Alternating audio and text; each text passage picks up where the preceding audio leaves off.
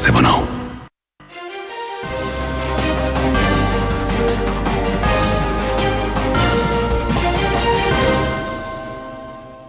आदाब, उर्दू खबरनामा लेकर मैं हूं मोहम्मद आजम। सबसे पहले सुर्खियां। जम्मू कश्मीर की 4 राज्यसभा सीटों में से नेशनल कॉन्फ्रेंस को 3 पर कामयाबी हासिल। बीजेपी ने की 1 निशस्त पर जीत दर्ज। वज़ीर-ए-आज़म नरेंद्र मोदी ने मुल्की रोजगार मेले के दौरान उम्मीदवारों में 51,000 से जायद तकर्रुरनामे की तकसीम। 3.5 करोड़ नौकरियां फराहम करने के लिए विकसित भारत योजना का किया आगाज। कौमी तालीमी पॉलिसी का मकसद नाबराबरी को ख़त्म करना और आला तालीमी मौक़ों को वसअत देना है। लेफ्टिनेंट गवर्नर मनोज सिन्हा का श्रीनगर में कौमी तालीमी पॉलिसी कॉन्क्लेव से खिताब। और जम्मू कश्मीर सरकार ने कबायली तबके के तलबा के लिए पोस्ट मैट्रिक स्कॉलरशिप की खातिर 16 करोड़ 65 लाख रुपए किए मंजूर। अब खबरें तफसील के साथ। जम्मू कश्मीर की 4 राज्यसभा निशस्तों में से नेशनल कॉन्फ्रेंस ने 3 सीटों पर जीत दर्ज की, जबकि बीजेपी ने 1 सीट पर फतह हासिल की है। एनसी ने जो 3 उम्मीदवार कामयाब करार पाए उनमें चौधरी मोहम्मद रमजान, सज्जाद अहमद किचलू और शेमी ओबराय शामिल हैं, जबकि बीजेपी के सत्त शर्मा ने कामयाबी हासिल की है। इस जीत को लेकर एनसी के हामी जश्न मना रहे हैं, जबकि दूसरी जानिब बीजेपी के कारकुन भी सत्त शर्मा की कामयाबी पर खुशी मना रहे हैं। राज्यसभा की 4 सीटों के इंतखाबात के लिए आज असेंबली कॉम्प्लेक्स श्रीनगर में वोटिंग हुई। इस वोटिंग में असेंबली के 86 अरकान ने वोट डाले, जिनमें आम आदमी पार्टी का एमएलए मेराज मलिक भी शामिल था।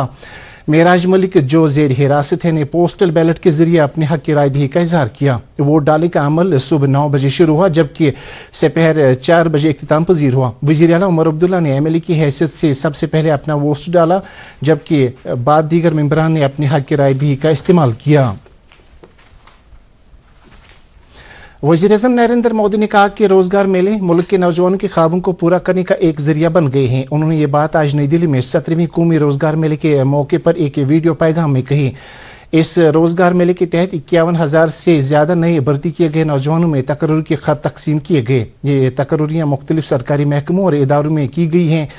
वज़ीर-ए-आज़म ने कहा कि सिर्फ इन रोजगार मेलों के जरिए पिछले कुछ अरसे से नौजवानों को 11 लाख से ज्यादा तकर्रुरियाँ दिए गए हैं।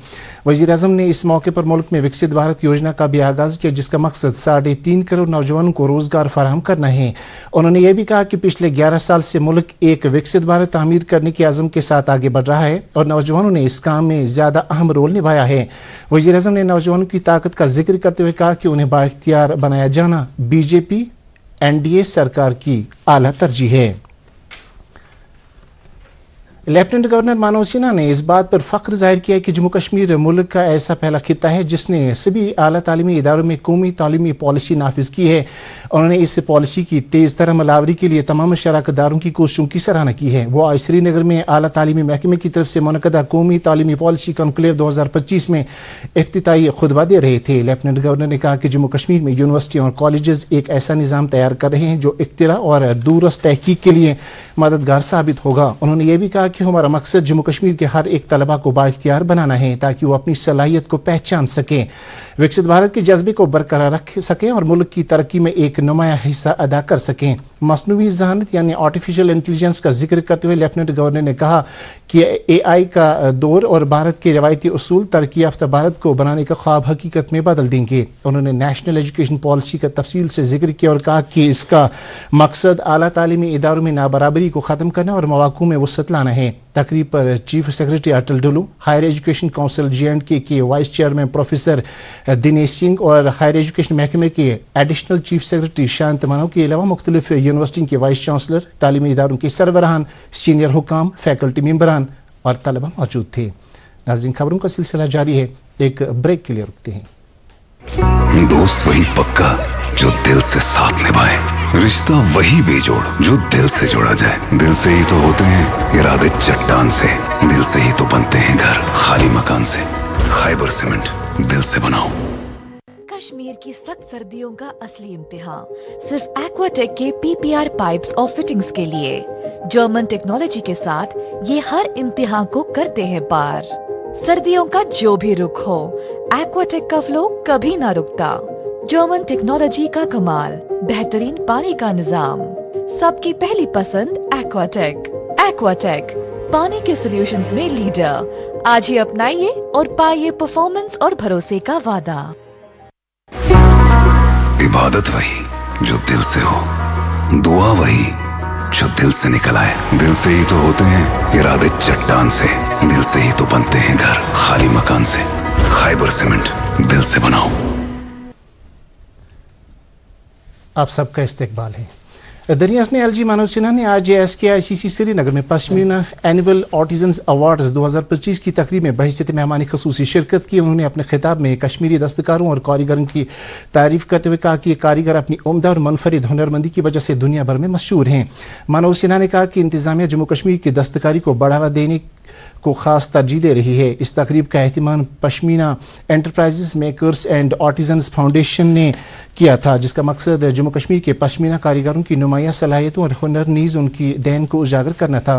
तकरीब पर khadi and village industries board की साबिक chairperson Hina Bhatt, commerce and industries महकमे के सेक्रेटरी विक्रमजीत सिंह और हैंडीक्राफ्ट्स के डायरेक्टर मसरतुल इस्लाम भी मौजूद थे। वज़ीर आला उमर अब्दुल्ला ने आज एक आला सतह की मीटिंग में आने वाले दरबार मुल्क के लिए इंतजामात का जायजा लिया। उन्होंने आहसन, महफूज और मुनज़्ज़म तालमेल के साथ दफ्तरों की श्रीनगर से जम्मू मुंतकिली पर जोर दिया। वज़ीर आला ने JKRTC के मैनेजिंग डायरेक्टर और ट्रैफिक महकमे को हिदायत दी कि वो 1 और 2 नवंबर को इजाफी बसों का इंतजाम करें ताकि मुलाजमीन और साजो सामान की आहसन और महफूज नकल हमल को यकीनी बनाया जा सके। जम्मू कश्मीर सरकार ने कबायली तबके के उम्मीदवारों के लिए पोस्ट मैट्रिक स्कॉलरशिप के तहत 16 करोड़ 65 लाख रुपए की रकम को मंजूरी दे दी है और इससे वागुजार किया है। इन फंड्स जो माली साल 2025-26 के लिए जारी की गई हैं, SNA स्पर्श प्लेटफार्म के जरिए वागुजार किया गया है ताकि मुस्तफिदैन के लिए शिफाफियत और हुकूमत की बरवक्त मुंतकली को यकीनी बनाया जा सके। एक सरकारी बयान में बताया गया है कि इस पहल से कबायली तबके के नौजवानों को बाइख्तियार बनाने के वज़ीर आला उमर अब्दुल्ला की सरकार के मजबूत अज़म की अक्कासी होती है। बडगाम असम्बली हल्के के ज़िमनी चुनाव के लिए आज उम्मीदवारों की तरफ से नामजदगी के कागजात वापस लेने का दिन था, ताहम किसी भी उम्मीदवार ने अपनी नामजदगी कागजात वापस नहीं लिए। इस तरह से इस चुनाव में सभी 17 उम्मीदवार मैदान में हैं। काबिल ज़िक्र है कि बडगाम के साथ साथ नगरोटा असम्बली हल्के के ज़िमनी चुनाव 11 नवंबर को मुनक्कद होंगे। नेशनल कॉन्फ्रेंस के जनरल सेक्रेटरी अली मोहम्मद सागर ने बडगाम के ज़िमनी चुनाव के लिए पार्टी से वाबस्ता अफराद को मुतहरिक होने की हिदायत दी है और कहा कि नेशनल कॉन्फ्रेंस बडगाम की निशस्त पर शानदार कामयाबी हासिल करेगी। BJP state general secretary Ashok Koul ने कहा कि नेशनल कॉन्फ्रेंस सियासी सतह पर मुकम्मल तरीके से नाकाम हुई है। आज छून बागंदर बडगाम में अवामी जलसे से खिताब करते हुए उन्होंने कहा कि नेशनल कॉन्फ्रेंस ने बडगाम को पूरी तरह से नज़रअंदाज करके लोगों के भरोसे को खोया है। अशोक कोल ने कहा कि बीजेपी जम्मू कश्मीर के अवाम बिलखुसूस इक्तिसादी तौर कमज़ोर और पसमानदा लोगों की तरक्की और इस्तेकाम के लिए वादाबंद है। इस मौके पर स्टेट सेक्रेटरी मुदस्सिर अहमद वानी और ज़िला सदर हकीम रुहुल्लाह गाजी के अलावा पार्टी के कई लीडरान भी मौजूद थे। भारतीय जनसंघ के लीडर प्रेमनाथ डोगरा को आज उनके यौम पैदाइश पर याद किया गया। भारतीय जनता पार्टी के कौमी जनरल सेक्रेटरी और जम्मू कश्मीर के पार्टी इंचार्ज तारुण चुग ने आज पार्टी दफ्तर श्रीनगर में उनके मुजस्समे पर गुलबारी की। उन्होंने प्रेमनाथ डोगरा, जिन्हें शेर डोगर के नाम से भी जाना जाता है, को जम्मू कश्मीर में भाईचारे और यकजहती की सियासत का अलमबरदार करार दिया। तारुण चुग ने कहा कि भारतीय जनता पार्टी प्रेमनाथ डोगरा के जम्मू कश्मीर के तय नजरिए और सियासी नक्श कदम पर चल रही है। खबरों का सिलसिला जारी है, एक और ब्रेक के लिए रुकते हैं।